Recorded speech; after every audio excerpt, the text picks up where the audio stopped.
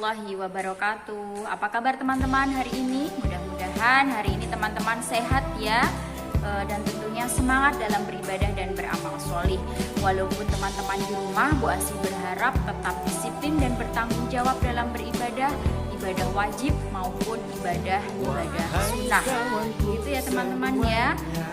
Sholatnya juga tepat waktu, kemudian ibadah sunnahnya juga tetap diutamakan, kemudian qiraati dan tahfidnya juga silahkan yang disiplin supaya mengalami progres atau peningkatan sebagaimana teman-teman belajar di sekolah. Baik teman-teman, hari ini Bu Asih akan melanjutkan materi terkait tema 1, subtema 3, lingkungan dan manfaatnya. Silahkan disimak dan tentunya jangan lupa sebelum belajar kita berdoa terlebih dahulu. Doa sebelum belajar. A'udzu billahi minasyaitonir rajim. Bismillahirrahmanirrahim. Rabbi zidni ilma warzuqni fahma. Ya Rabbi, tambahkanlah untukku ilmu dan berilah aku rezeki kefahaman. Amin ya Rabbal alamin. Baik, kita lanjutkan ke materi. Tema 1, subtema 3, begitu ya. Subtema 3 ini terkait apa? Yaitu lingkungan dan manfaatnya. Nah, ini ya. Tema 1, subtema 3, lingkungan dan manfaatnya.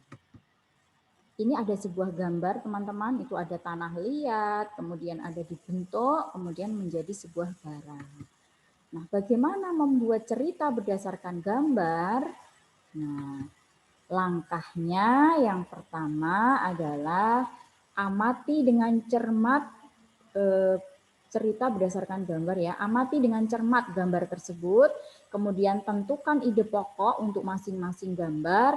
Yang ketiga, kembangkan ide pokok menjadi sebuah paragraf. Nah, itu ada 3 langkah yang perlu teman-teman perhatikan. Selanjutnya, ini ada sebuah paragraf. Nah, teman-teman bisa ini dibuat berdasarkan gambar ya. Gerabah dari Pulau Madura, salah satu warisan karya budaya yang sangat tua, luas persebarannya dan mampu bertahan hingga sekarang adalah gerabah, yakni barang pecah belah dari tanah bakar yang dibuat secara tradisional. Gerabah juga dikenal dengan sebutan tembikar dan mulai tembikar. Gerabah konon sudah dibuat manusia sejak mereka hidup menetap dan mulai bercocok tanam beberapa ribu tahun sebelum tahun Masehi dan kini masih kita dapatkan di seluruh pelosok Nusantara, tidak terkecuali di Pulau Madura. Nah, ide pokoknya apa teman-teman? Nah, ide pokoknya itu adalah berada di awal paragraf. Salah satu warisan karya budaya yang sangat tua, luas persebarannya dan mampu bertahan hingga sekarang adalah gerabah, yakni barang pecah belah dari tanah bakar yang dibuat secara tradisional. Kemudian pada situs-situs kebudayaan dan purbakala ya, banyak dijumpai gerabah atau tembikar yang kemudian difungsikan sebagai peralatan atau perkakas rumah tangga dan untuk keperluan peribadahan serta penguburan mayat.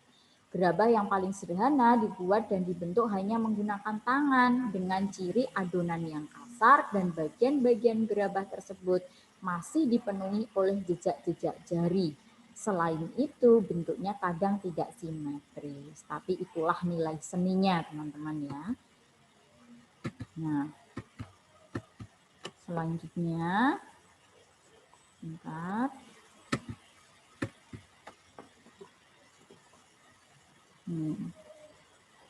Ide pokoknya apa? Nah, ide pokoknya pada situs-situs kebudayaan dan purbakala banyak dijumpai gerabah atau tembikar yang difungsikan sebagai peralatan atau perkakas rumah tangga dan untuk keperluan peribadatan serta penguburan mayat. Ini juga terdapat di awal paragraf. Selanjutnya, nah kalian sudah bisa kan menentukan ide pokok di tema 1, juga sudah di subtema 1 ya, juga menentukan ide pokok, di subtema 2 juga menentukan ide pokok, di subtema 3 juga teman-teman harus bisa menentukan ide pokok. Tentunya dengan banyak berlatih akan semakin bisa. Sekarang coba kembangkan ide pokok berikut menjadi sebuah paragraf. Yang pertama, kegunaan tanah liat. Nah, ini nanti teman-teman bisa mengembangkan ya. Ini ada gambar tanah liat. Dari gambar teman-teman harus menentukan ide pokok tadi ya, kegunaan tanah liat. Kemudian dikembangkan menjadi sebuah paragraf. Nah, ini Mbak Esi punya sebuah video. Nah, coba diputar dulu ya.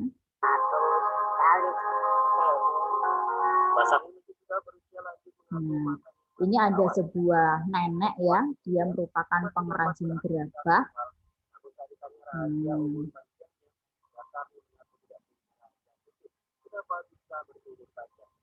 Nah, dia ini pengrajin gerabah dari tanah liat dengan cara tradisional, teman-teman. Jadi menggunakan tangan saja, begitu ya, tidak tanpa menggunakan alat. Ini jadi masih ada pengrajin-pengrajin tradisional. Di samping sekarang itu juga banyak alat-alat untuk menghasilkan gerabah-gerabah yang sangat bagus, begitu ya.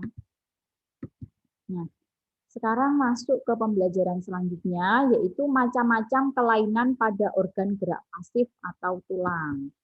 Yang pertama, fraktura, itu patah tulang, teman-teman.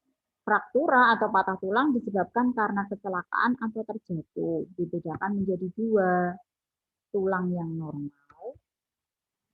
Ini tulang yang normal itu seperti itu. Kemudian fraktura tertutup, patah tulang yang terjadi tidak sampai merobek kulit atau otot. Kemudian ini fraktura tertutup, gambarnya seperti itu.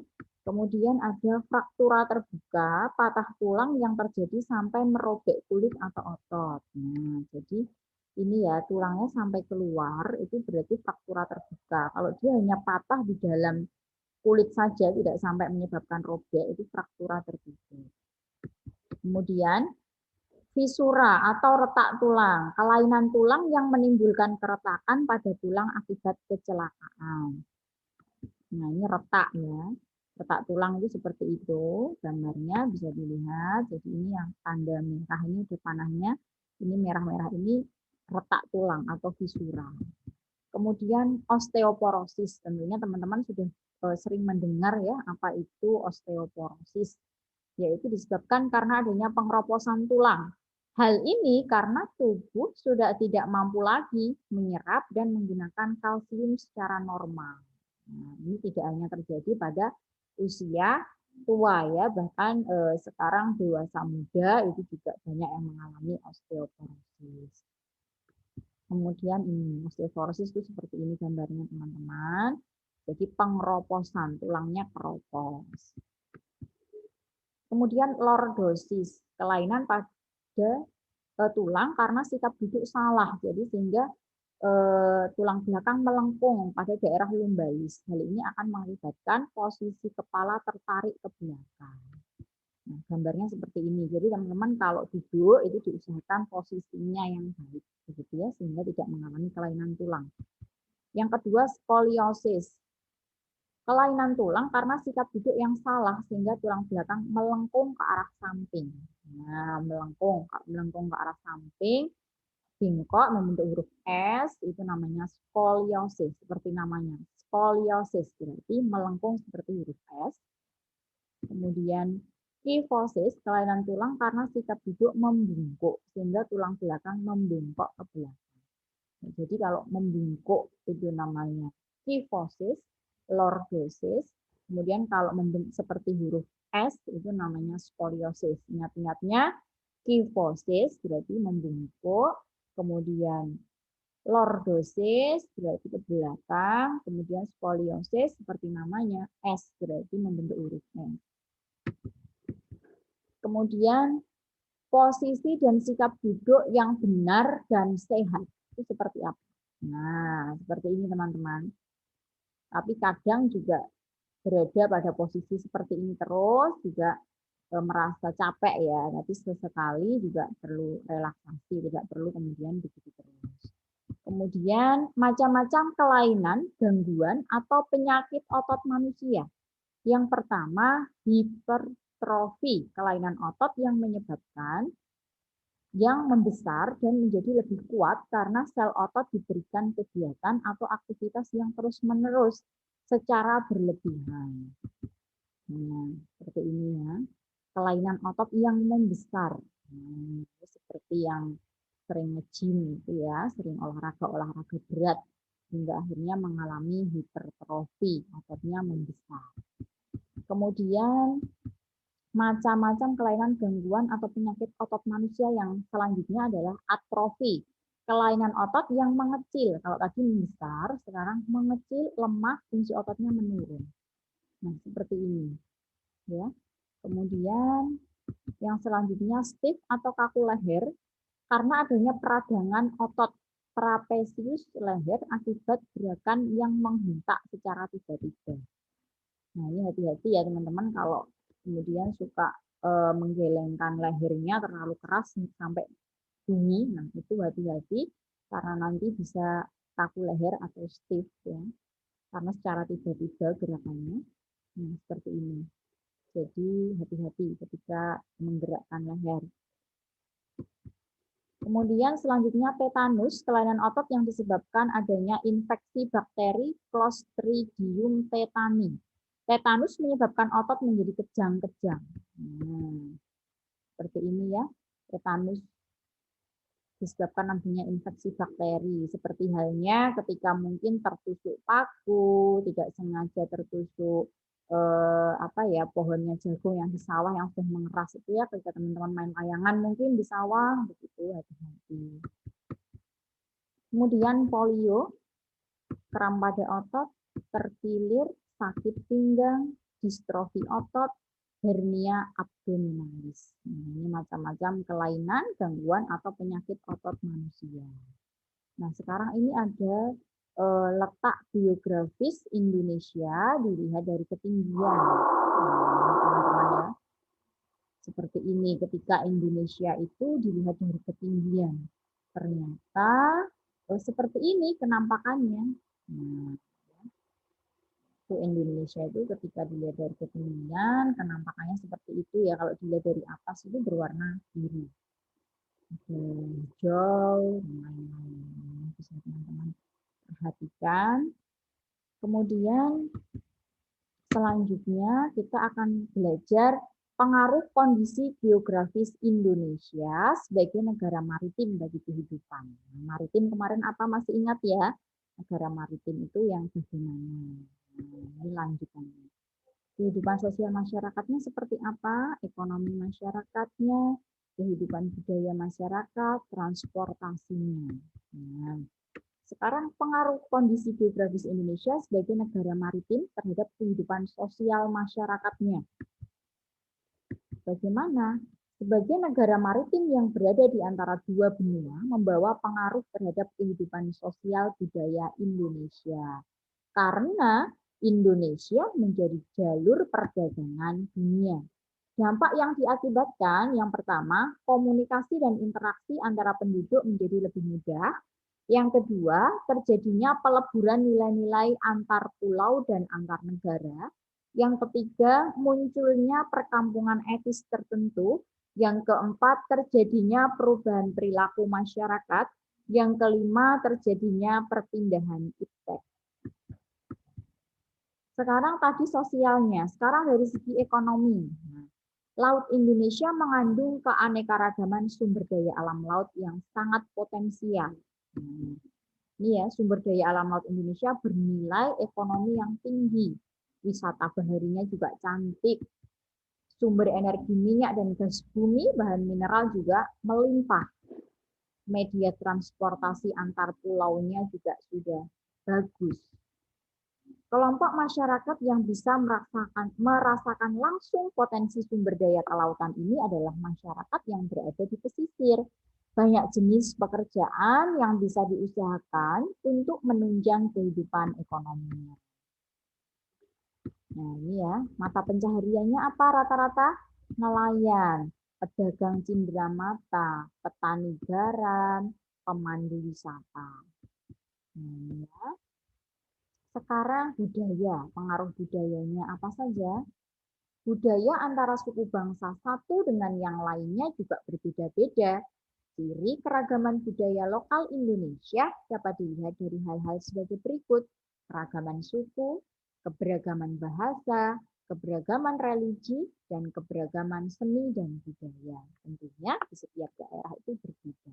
Ya, ada reok Ponorogo, ada tari Saman, kemudian ini ada tari apa ya, kecak dari Bali. Nah, ini musiknya. Jadi keragaman kehidupan budayanya itu bisa dilihat dari keberagaman suku, bahasa, religi, seni, dan budaya. Seperti yang ada di Blora, kehidupan budaya masyarakatnya itu mungkin barongan, gitu ya. Nah, sekarang pengaruh kondisi geografis Indonesia sebagai negara maritim terhadap kehidupan budaya masyarakat. Manfaat keberagaman budaya. Bahasa memperkaya perbendaharaan istilah dalam bahasa Indonesia. Kalau manfaat pariwisata, objek dan tujuan wisata sehingga bisa menghasilkan devisa bagi bangsa karena keberagamannya tadi. Dampak dari segi budaya lebih mudah mengenal budaya asing, menurunnya nilai moralitas bangsa, budaya Indonesia dikenal, timbulnya beraneka ragam kebudayaan dan adat akibat pengaruh dari luar. Nah, selanjutnya keberagaman budaya daerah di Indonesia. Nah, ini berbagai macam ya, tentunya dari Sabang sampai Merauke, dari Pulau Jawa, Kalimantan, Sumatera hingga Papua itu terdiri dari berbagai macam suku dengan berbagai macam ciri khas masing-masing, yaitu dari pakaian adatnya, dari rumah adatnya, dari tariannya, kemudian dari alat musiknya, tentunya sangat beragam dan Indonesia itu kaya akan budaya. Selanjutnya, pengaruh dalam kehidupan transportasi masyarakat. Jenis atau media transportasi yang digunakan untuk menghubungkan antar pulau adalah kapal laut dan pesawat terbang. Harus didukung dengan adanya pelabuhan dan bandar udara yang memadai. Dampak negatifnya ya, harga barang kebutuhan berbeda masing-masing pulau. Kalau dampak positifnya, terpacunya bangsa Indonesia untuk membangun dan mengembangkan industri pesawat dan perkapalan. Ini ya, ini merupakan jalur penerbangan antar pulau di Indonesia. Seperti ya di penerbangan itu kan harus ada bandara. Nah, bandara yang teman-teman kenal saat ini mungkin yang di Semarang itu ada Bandara Ahmad Yani. Kemudian di Surabaya ada Bandara Juanda, di Jakarta, kemudian ada bandara apa ya? Kalau di Jakarta teman-teman tahu? Ya, di Jakarta itu ada Soekarno-Hatta dan Halim Perdana Kusuma. Kemudian peta jalur pelayaran, ini yang teman-teman mungkin sudah pernah berlayar ya, atau pergi bepergian dengan naik kapal. Kira-kira apa saja pelabuhan yang ada di Indonesia yang dekat kita? Contohnya ya ada Tanjung Mas, ada Tanjung Priok, kemudian ada juga Tanjung Perak, begitu ya. Itu jalur-jalurnya bisa teman-teman lihat yang ada di peta. Kemudian keberagaman yang disebabkan adanya perbedaan antar pulau satu dengan pulau yang lainnya tidaklah menjadi pemecah dan perenggang, namun justru menjadi pemersatu. Karena antara yang satu dengan yang lain bisa saling melengkapi. Hal ini sesuai dengan semangat persatuan dan kesatuan seperti pencerminan nilai-nilai Pancasila, khususnya sila persatuan Indonesia. Sila keberapa teman-teman? Sila ketiga. Selain itu juga mencerminkan nilai-nilai yang terkandung sila keadilan sosial bagi seluruh rakyat Indonesia. Nah, walaupun kita berbeda, kita harus tetap dalam satu, yaitu Bhinneka Tunggal Ika. Nah, Pancasila diumpamakan sebagai salah satu paket lengkap. Nah, paket lengkap yang Menopang negara Indonesia, Pancasila merupakan satu kesatuan yang bulat dan utuh dari kelima silanya. Sila ke-1 menjiwai sila kedua dan seterusnya, saling berkesinambungan, tidak bisa saling lepas satu sama lain. Walaupun masing-masing sila mempunyai nilai-nilai sendiri, gitu ya, tetapi masih berhubungan dan terkait. Nah, ini ada sebuah video. Video apa ini teman-teman? Nah, ini pemilihan umum ya. Dalam sebuah berita, ini bisa kita lihat bentuk partisipasi kita sebagai warga negara, yaitu mengikuti pemilihan umum yang adil, yang jujur, umum, begitu ya, dan tentunya rahasia. Karena di situ ada biliknya, maka pilihan kita masing-masing itu bersifat rahasia, tertutup ya, ini ditutup oleh bilik di situ. Nah, jadi teman-teman di situ bisa melihat nanti teman-teman itu ketika sudah dewasa juga memiliki hak pilih. Tentunya dalam memilih itu kita harus mempertimbangkan berbagai hal, tidak boleh memihak, dan tentunya harus adil begitu ya. Pilihan berdasarkan kualitas yang kita pilih ya, bukan bukan intimidasi dari sebuah kelompok. Ini teman-teman bisa perhatikan. Nah, sifatnya rahasia ya, harus dimasukkan ke dalam sebuah bilik suara. Baik, saya lanjutkan. Ini contoh pengambilan keputusan di sekolah, yaitu pemilihan ketua kelas, itu mencerminkan sila keadilan sosial bagi seluruh rakyat Indonesia, persatuan Indonesia, kerakyatan yang dipimpin oleh hikmat kebijaksanaan dalam permusyawaratan perwakilan, kemanusiaan yang adil dan beradab. Tentunya ini semuanya berkesinambungan ya. Memilih itu harus adil. Persatuan Indonesia, kita siapapun kita diperbolehkan untuk melakukan hak pilih kita. Kerakyatan yang dipimpin oleh hikmat kebijaksanaan dalam permusyawaratan perwakilan. Dalam mengambil keputusan, kita harus bermusyawarah. Kemudian kemanusiaan yang adil dan beradab. Tentunya kita harus adil. Jadi semua sila itu saling terkait dan kesinambungan begitu. Selanjutnya, ini di masyarakat ya, contohnya kegiatan yang mencerminkan sila-sila. Nah, ini ada pemilihan apa ini ketua RT misalkan di sekolah, pemilihan ketua kelas, seperti itu ya. Ini ya teman-teman, kita sudah belajar terkait mengembangkan ide pokok menjadi paragraf, macam-macam kelainan pada organ gerak dan otot, pengaruh kondisi geografis Indonesia sebagai negara maritim bagi kehidupan. Satu kesatuan nilai-nilai Pancasila dalam kehidupan sehari-hari. Baik, ini ada sebuah hadis yang menyatakan ya, A'udzubillahiminasyaitonirrajim, Bismillahirrahmanirrahim. Talabul ilmi faridatun ala kulli muslimin wal muslimah. Yang artinya mencari ilmu itu adalah wajib bagi setiap muslim laki-laki maupun muslim perempuan. Nah, dari Bu Asti hari ini cukup. Mohon maaf apabila ada kesalahan dan materi yang bisa Bu Asti sampaikan terbatas, begitu ya teman-teman ya. Mudah-mudahan sedikit ini membantu dan bisa menjadi jembatan berpikir teman-teman. Untuk lebih lengkapnya bisa teman-teman aktif sendiri untuk mencari di buku paket, buku tematik, maupun buku-buku sumber belajar lainnya. Terima kasih. Mohon maaf apabila ada salah dari Bu Asi. Bu Asi cukupkan. Wassalamualaikum warahmatullahi wabarakatuh.